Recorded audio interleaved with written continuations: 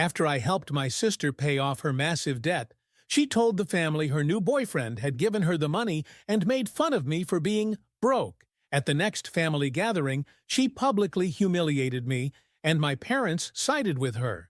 I didn't argue, but what I did next changed everything in the family. I, 34M, have always had a complicated relationship with my sister Bridget, 29F. Growing up, she was always the golden child. I was the responsible one. She was the fun one.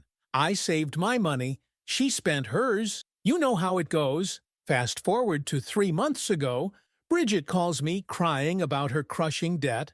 Apparently, she'd racked up over $35,000 across credit cards, personal loans, and some sketchy peer-to-peer lending sites. She was being hounded by collectors, couldn't sleep, and was having panic attacks at work. Classic Bridget, to dig herself into a hole, then realize it's too deep to climb out. Tilda tilde, tell her to figure it out herself. Tilda tilde, being the sucker I am, I listened to her sob story about how she was turning her life around, how this was the last time she'd need help, how she'd pay me back eventually. The usual. I had been saving for years to buy a condo and had about $40,000 saved up. After running the numbers, I decided I could help her. Not loan her the money that would never get paid back, but actually clear her debt for her. Bottom line, I transferred $35,000 to clear all her debt. All of it. My condo down payment fund absolutely decimated. I didn't tell our parents because Bridget begged me not to. She was embarrassed and promised she'd eventually tell them I helped her. I agreed, thinking it might help her learn some responsibility. Fast forward to last month. Family dinner at my parents' place. Mom makes her famous pot roast. Dad's telling his same old stories. Everything's normal. Then Bridget walks in with her new boyfriend Reagan, 31M, who I'd never met before. She's absolutely glowing, hanging all over him, making a big show of their entrance. During dinner, Bridget suddenly announces she has amazing news. Everyone's attention turns to her, and she drops the bomb. She's finally debt-free. My parents are shocked. They knew she had money troubles, but not the extent. Here's where it gets messed up.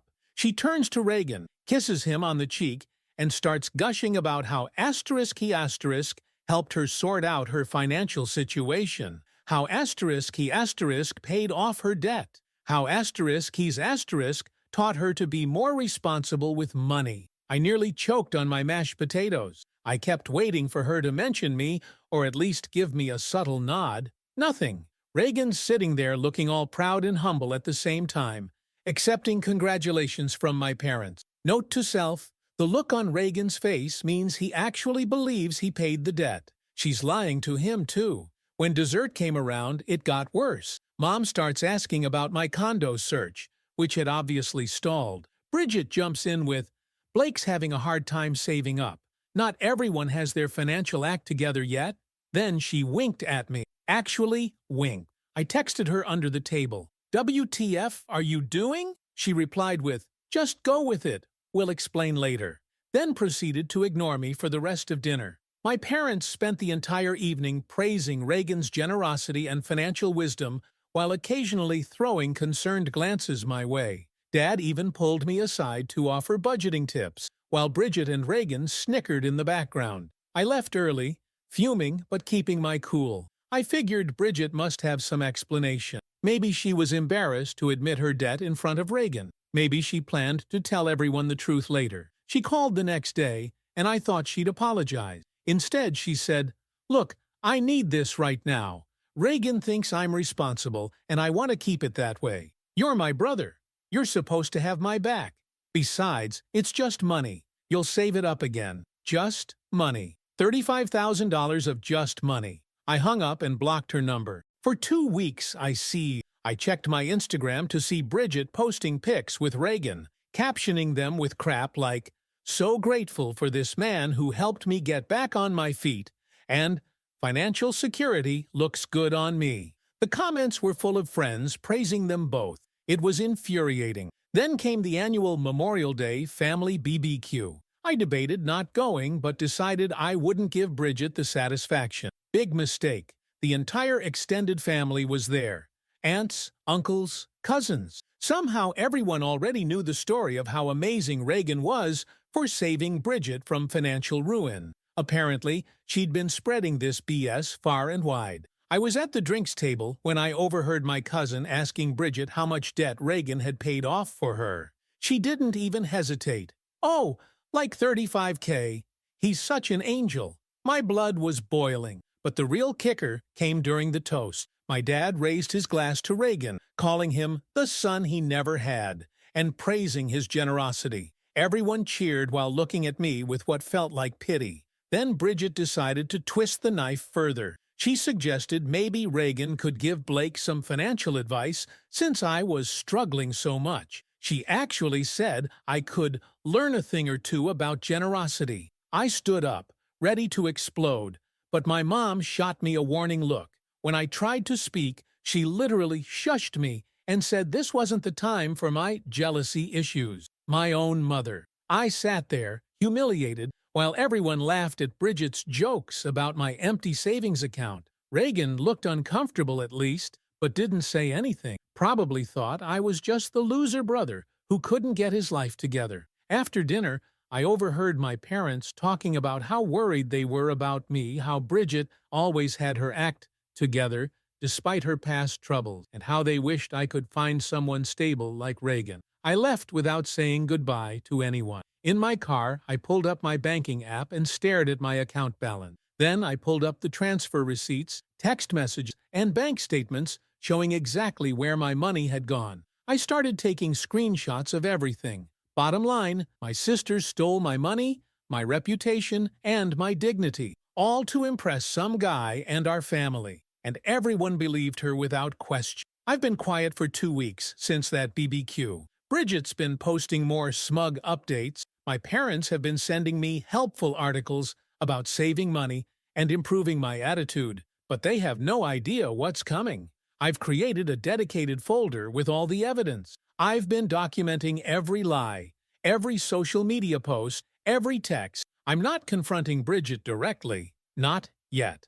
The annual family reunion is in 3 weeks. Everyone will be there, including some of Bridget's friends and co-workers. Tilda. Maybe I should just let it go, Tilda, screw that. I've always been the bigger person. Always helped her out of jams. Always kept her secrets. Not anymore. Note to self, the look on her face when I reveal everything will be worth every penny of that $35,000. This isn't about the money anymore. It's about respect. It's about truth. It's about watching her perfect little world crumble when everyone realizes who she really is. Update. Hey everyone. First, holy crap. I never expected my last post to blow up like that. My inbox is legit destroyed. For those just joining this dumpster fire, here's the TLDR. I paid off my sister Bridget's $35,000 debt. She told everyone her new boyfriend Reagan did it, made fun of me for being broke, and my parents sided with her. I promised an update after our annual family reunion, and well, it happened yesterday. And OMG, it was something. So after the Memorial Day BBQ humiliation, I noticed something weird in our family group chat. Bridget started sending pics of furniture from online shops, asking opinions about what would fit best in Reagan's apartment when they move in together. My parents were falling over themselves, suggesting items and offering to help with moving costs. Meanwhile, nobody even acknowledged my message about fixing Mom's leaky kitchen faucet the weekend before. That was when I decided, no more Mr. Nice Guy. I spent the next 2 weeks meticulously preparing for the family reunion. First, I went through all my banking records and created a dedicated folder with screenshots of every transaction related to Bridget's debt. Timestamps, confirmation numbers, the works. I even had the original texts where she begged for help and promised to tell everyone I helped her. Note to self, always keep receipts. But then I discovered something that made my blood boil even more. While scrolling through old photos looking for something else, I found pics from last Christmas. There was Bridget, showing off expensive gifts she'd given everyone, including the high-end coffee machine she got our parents that they never stop raving about. The date on those photos, 2 weeks before she called me crying about debt collectors. So she was spending lavishly on gifts while drowning in debt, then came to me for a bailout. Classic. The week before the reunion, my cousin Floyd texted me asking if I was good. Apparently, Bridget had been telling everyone I was struggling with jealousy issues and might make a scene at the reunion. She'd even suggested to our Aunt Dahlia that maybe I shouldn't be invited to avoid drama. My own sister trying to get me uninvited from a family event. That's when I knew I needed to go nuclear. I spent 3 nights putting together what I called my truth package, a folder with all the evidence organized chronologically. Bank statement, text conversation, screenshots of Bridget's social media posts taking credit for paying her own debt, then later crediting Reagan. I even included a spreadsheet showing exactly which debts were paid and when. Bottom line, I wasn't just going to expose her lie, I was going to utterly demolish her credibility. The day before the reunion, Bridget posted a TikTok of her and Reagan shopping for something special, with a winking emoji. My mom immediately called me, bubbling with excitement that Reagan might propose at the reunion. She said I should try to be happy for your sister for once, and not rain on her parade with your attitude. I just said I was looking forward to the reunion, which wasn't a lie. The morning of, I almost backed out. Not because I felt bad for Bridget, that ship had sailed, but because I wondered if I should just cut them all off and move on. Then I saw Bridget's latest Instagram post, a photo of her and Reagan with my parents captioned, "The family that matters, like I didn't exist, tilde tilde." Maybe I should reconsider tilde tilde, nope. They were getting exactly what they deserve. I arrived at my parents' house early, wearing my nicest clothes and bringing an expensive bottle of whiskey for the drinks table. My parents seemed surprised I'd made an effort. Mom even commented that my clean-shaven face made me look less miserable than usual. Thanks, Mom. By noon, everyone had arrived. Aunt Dahlia, Uncle Otto, cousins Floyd and Lyric, plus about 15 other relatives. And of course, Bridget and Reagan. She was wearing a new dress and kept flashing her left hand at the women in the room. No ring yet, but clearly expecting one soon. Reagan seemed like a decent enough guy, which almost made me feel bad. Almost. He kept trying to include me in conversations, asking about my interests, normal future brother-in-law stuff. When he mentioned how he admired how I'd gotten my own place, without any help, I nearly lost it. Bridget quickly changed the subject. Lunch was awkward. My mom kept positioning Bridget and Reagan at the center of the table, while putting me at the far end next to Great Aunt Mildred, who's practically deaf. I didn't mind. I was biding my time. After the main course, my dad stood up for his traditional family toast. He rambled on about family being everything, supporting each other, the usual speech. Then he turned to Reagan and thanked him for being the kind of man who takes care of his woman and for showing such generosity in helping Bridget.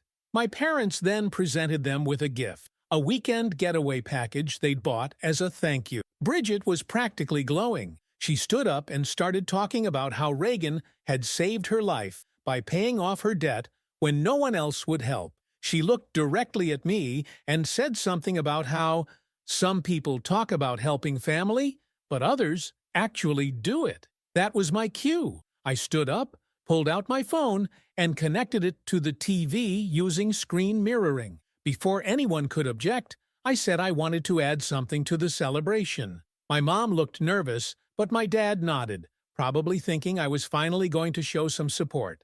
I pulled up the folder labeled The Truth and started my presentation. First, the original texts from Bridget begging for help with her debt. Then the bank transfers showing the exact amounts going from my account to pay off each of her debts. Then the thank you texts she sent afterward, promising to tell everyone I had helped her.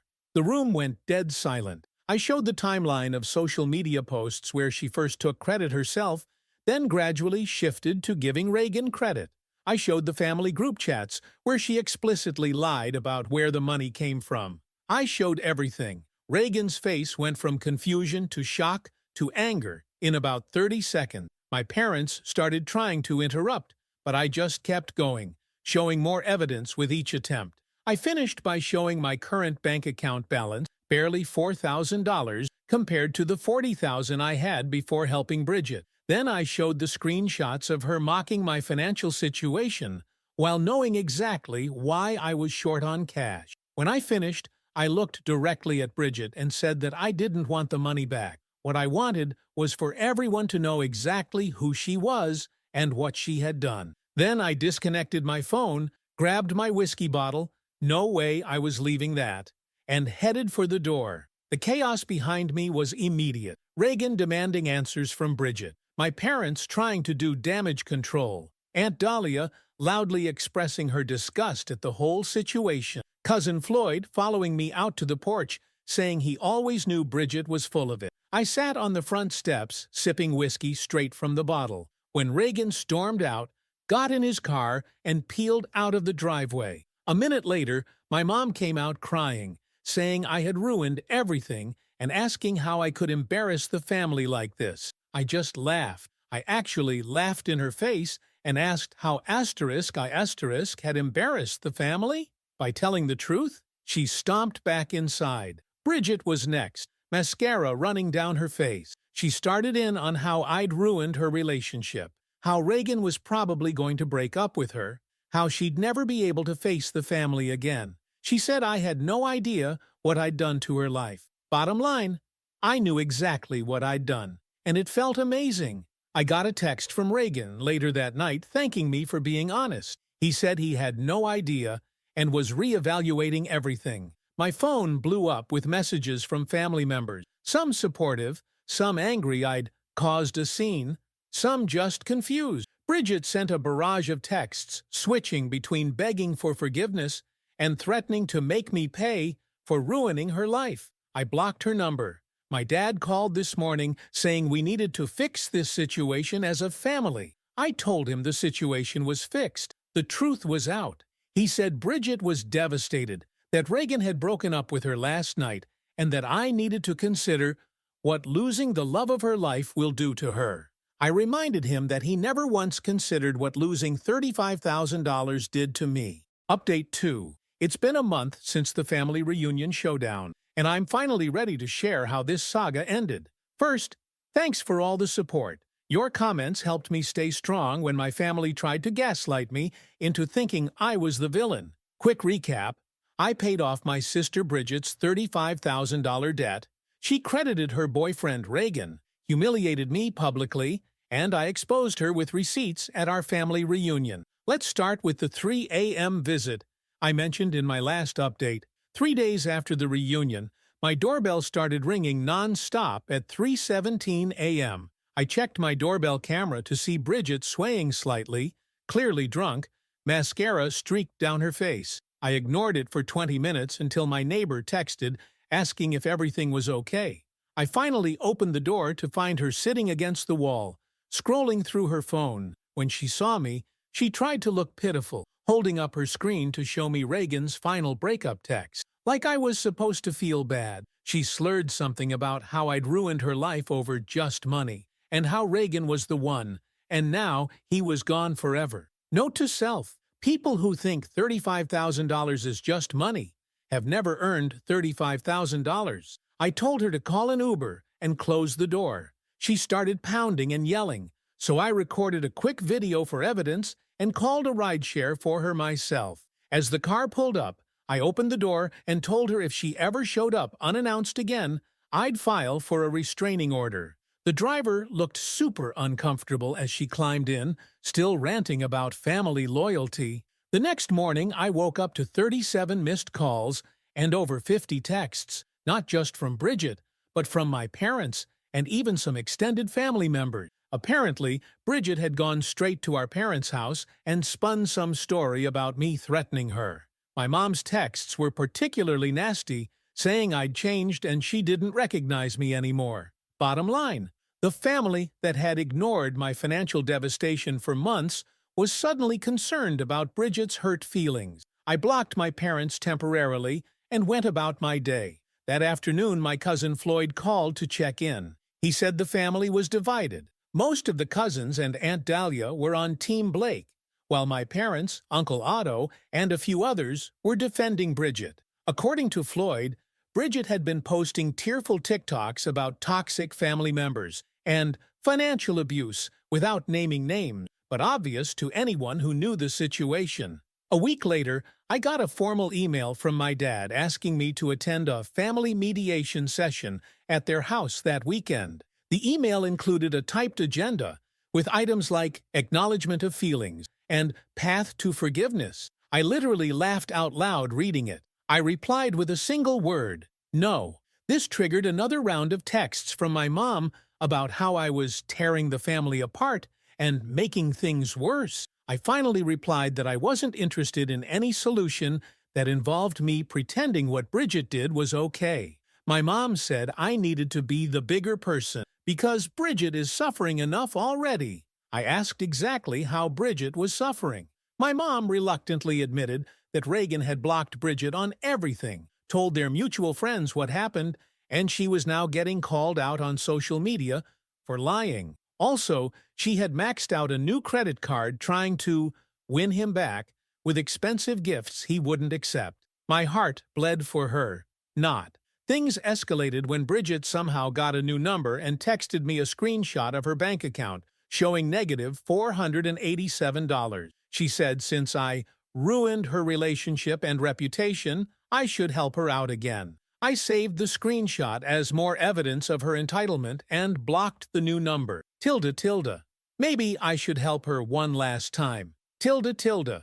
Absolutely not. Her financial problems weren't my problem anymore. Around 2 weeks after the reunion, Aunt Dahlia invited me over for coffee. I was wary, but she'd always been the most level-headed family member. At her place, she revealed something interesting. Bridget had tried to borrow money from her and Uncle Otto last year, claiming it was for emergency medical bills. They'd given her $3,000. After my revelation at the reunion, they checked and discovered Bridget had actually used it for a vacation with her friends, based on the Instagram posts matching the dates. This opened the floodgates. Other family members started comparing notes and realized Bridget had been manipulating everyone for years. She'd borrowed money from practically everyone in the family with different sob stories, always with promises to pay it back that never materialized.